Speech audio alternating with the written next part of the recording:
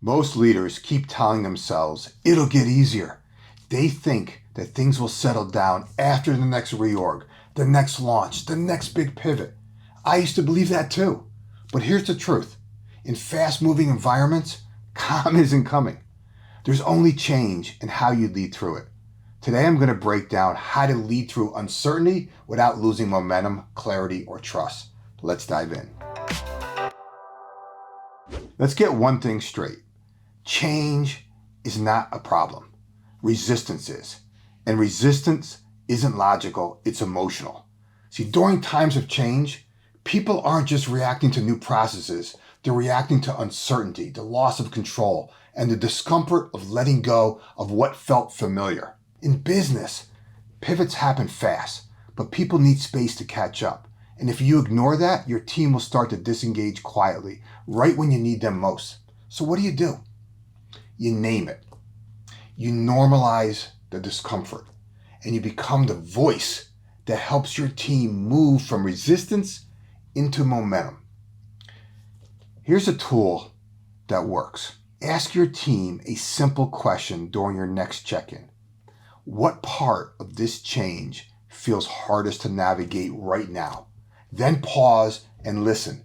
Don't rush in to fix it. Just hold the space. Because when people feel seen and heard, they're more willing to move forward with you. And that's when change starts to stick. See, our job as leaders is to pair strategy with empathy. Here's where most senior leaders overcorrect. They double down on strategy, KPIs, deadlines, performance metrics. Why? Because they're tangible. They feel like progress. But people don't follow strategy alone. They follow leaders who understand what they're carrying emotionally.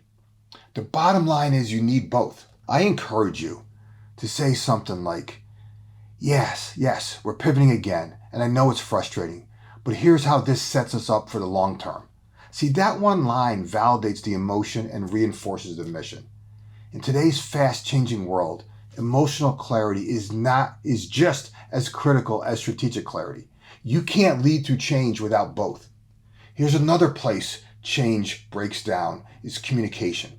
If your mid-level leaders are confused, it's not their fault. It's your system. See, too many leaders assume everyone's seen the same Slack channel or the same Teams thread, read the same update, or interpreted the same dashboard. The bottom line is they haven't. Here's the fix. Establish one source of truth for updates. Repeat the why, spell out the timeline, and make it clear what's not changing. So your team doesn't mind change as much as they mind being blindsided. Clarity isn't just kind, it's stabilizing.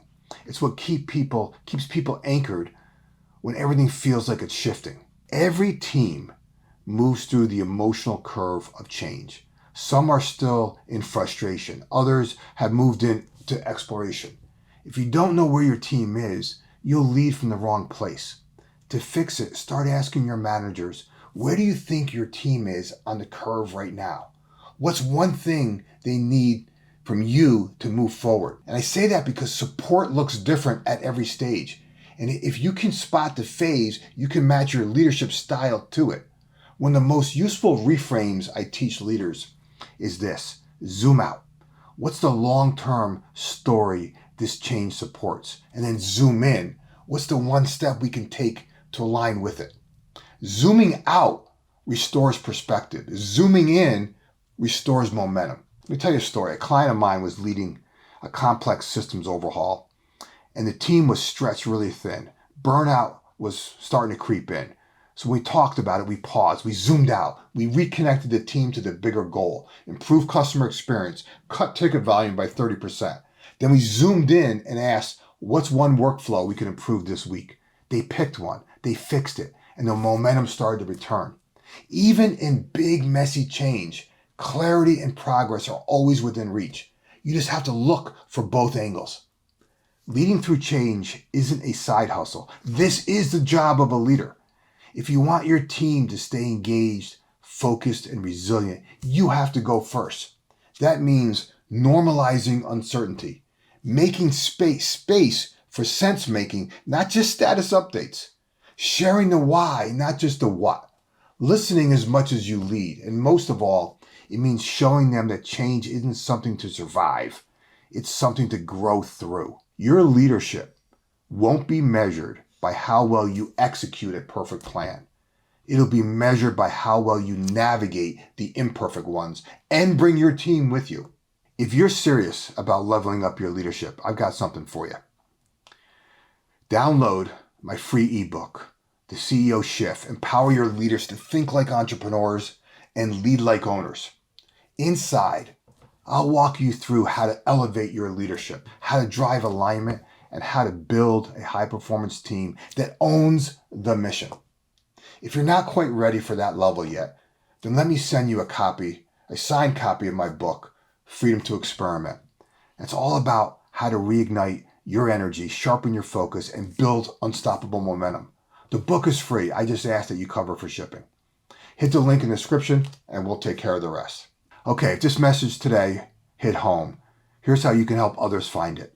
Like this video, drop a comment below related to your business, and of course subscribe, because each week I'm sharing content to help you and your team embrace change, focus your efforts, and accelerate results. Remember this, you're just one idea away.